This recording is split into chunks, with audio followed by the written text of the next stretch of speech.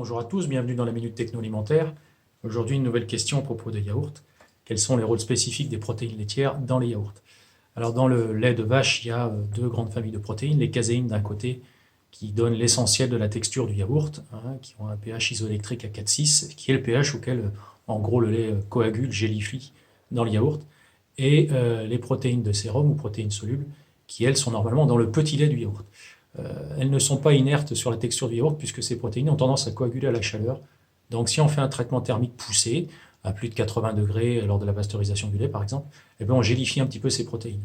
Donc on pourrait dire que globalement, pour les yaourts, l'essentiel de la texture est dû à la déstabilisation des caséines, mais qu'une petite partie de l'aspect gélifié, cassant d'un yaourt, vient plutôt des protéines solubles et protéines de sérum. Ce qui fait que parfois on utilise des lactoremplaceurs différents pour fabriquer ou les yaourts étuvés, que l'on cherche un petit peu plus cassants, en forçant sur le côté protéines de sérum, et pour des lactoremplaceurs qu'on utiliserait plutôt pour des yaourts brassés, où là on chercherait plutôt un fort dosage en caséine dedans. Donc des rétentats de caséine de lait pour les yaourts étuvés et des rétentats de protéines de sérum ou protéines solubles pour les yaourts fermes étuvés. Voilà, si vous voulez tout savoir sur les yaourts, ça se passe dans les anils, notamment celle de Surgère. On s'y forme, on comprend comment ça se passe, on arrive à résoudre les qualités et les défauts des produits.